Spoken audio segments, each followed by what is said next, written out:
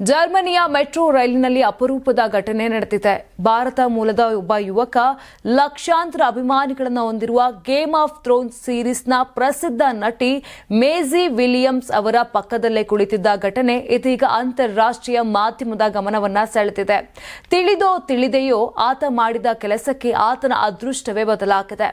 ಮೆಟ್ರೋದಲ್ಲಿ ಎದುರು ಕುಳಿತಿದ್ದ ಪ್ರಯಾಣಿಕನೊಬ್ಬ ಈ ಇಬ್ಬರು ಜೊತೆಯಾಗಿ ಕುಳಿತಿರುವ ಫೋಟೋವನ್ನ ಕ್ಲಿಕ್ಕಿಸಿ ಸಾಮಾಜಿಕ ಜಾಲತಾಣಗಳಲ್ಲಿ ಹಂಚಿಕೊಂಡಿದ್ದು ಕ್ಷಣಾರ್ಧದಲ್ಲೇ ವೈರಲ್ ಆಗಿತ್ತು.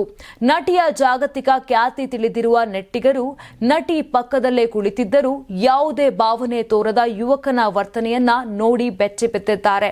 ಈ ಫೋಟೋ ವೈರಲ್ ಆದ ನಂತರ ಜರ್ಮನಿಯ ಪ್ರಸಿದ್ಧ ಮಾಧ್ಯಮ ಡೆರ್ ಸ್ಪಿಗೆಲ್ ಆ ಯುವಕನಿಗಾಗಿ ವ್ಯಾಪಕ ಹುಡುಕಾಟ ನಡೆಸಿ ಕೊನೆಗೂ ಅವರನ್ನ ಪತ್ತೆ ಹಚ್ಚಿದೆ. ಮೆಟ್ರೋದಲ್ಲಿ ನಿಮ್ಮ ಪಕ್ಕ ಕುಳಿತ ಯುವತಿ ಮೇಸಿ ವಿಲಿಯಮ್ಸ್ ಎಂಬುದು ನಿಮಗೆ ಗೊತ್ತೇ ಅಂತ ಕೇಳಿದ್ರು. ಅವರು ಜನಪ್ರಿಯ ಗೇಮ್ ಆಫ್ ಥ್ರೋನ್ಸ್ನ ನಾಯಕಿ ಎಂಬುದು ನಿಮಗೆ ಗೊತ್ತಿತ್ತಾ? ನೀವು ಯಾವುದೇ ಪ್ರತಿಕ್ರಿಯೆ ನೀಡದೆ ಕುಳಿತಿದ್ರಲ್ಲ ಯಾಕೆ ಅಂತ ಪ್ರಶ್ನೆ ಮಾಡಿದ್ದಾರೆ. ಆ ಪ್ರಶ್ನೆಗೆ ಆ ಯುವಕ ಪ್ರಾಮಾಣಿಕ ಉತ್ತರವನ್ನ ನೀಡಿದ್ದಾನೆ. ನನ್ನ ಬಳಿ ಜರ್ಮನಿಯಲ್ಲಿ ವಾಸಿಸಲು ಪರವಾನಗಿ ಇಲ್ಲ, ಜೇಬಿನಲ್ಲಿ 1 ರೂಪಾಯಿ ಕೂಡ ಇಲ್ಲ, ರೈಲಿನಲ್ಲಿ ನಿತ್ಯ ಅಕ್ರಮವಾಗಿಯೇ ಸಂಚಾರವನ್ನ ಮಾಡ್ತಿದ್ದೇನೆ.